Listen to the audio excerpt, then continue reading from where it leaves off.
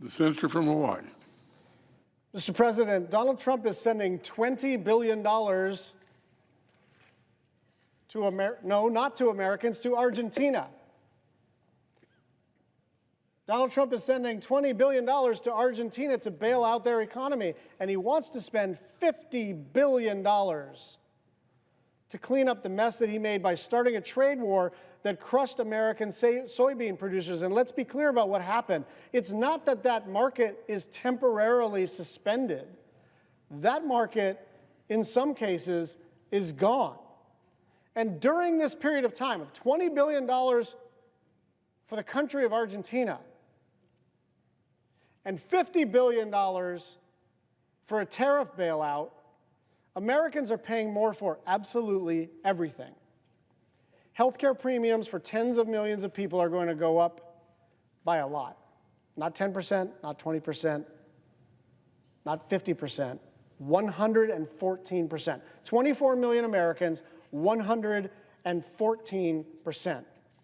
Now, the bailout for Argentina is particularly absurd. Argentina is not a key security or economic partner. It is an economy that is in such dire shape that there's no guarantee that we will ever get our money back. It is a terrible investment any way you look at it, under any circumstances, but certainly in the context of Americans seeing their health care premiums increase by 114% right now. You then have a separate bailout for American soybean producers totaling close to $50 billion. And why? Because of the tariffs. Because in one fell swoop, they wiped out half of the export market for American soybeans in China. And there's no way you can plug that gap. You can't come up with, like, I don't know what it would be, 112 individual deals to kind of add up to the market buying power of the PRC. When you lose a buyer that also happens to be the biggest country of the world, you don't have a lot of options. At best, it's going to take you months or years to cut dozens of smaller deals, and it's not going to add up. So just to recap, Trump is at the exact same time incinerating $70 billion of taxpayer money, but what's the one thing that there's not enough money for? You. There's not enough money for you. There's enough money for a $50 billion tariff bailout. There's enough money for Argentina, but there's not enough money for you. They don't have enough money to help a family of four that's going to have to pay $300 more per month to keep their health care plan. They have the money to cover for Trump's economic incompetence, but apparently they don't have the money to prevent a small business owner or a taxi driver or an early retiree from losing their health care. This is not complicated at all.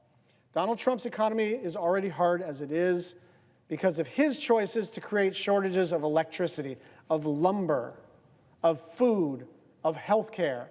Electricity prices are going up at twice the rate of inflation. Vegetables are up nearly 40%. Grocery prices are at their highest in 3 years. And now people are supposed to find hundreds, if not thousands of dollars to spare every single month or give up their health care coverage and hope they don't get sick. We could end this shutdown right now if Republicans sat down and worked with us to protect people's health care.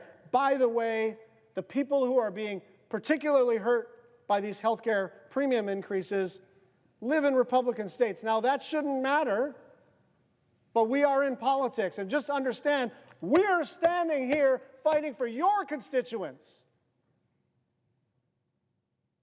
If we were a little more cynical, we would let you stew in the most unpopular major legislation that has been passed in generations. But we want to solve this problem for not just the 24 million people on the so-called exchange, but for everybody who's about to see their premiums spike.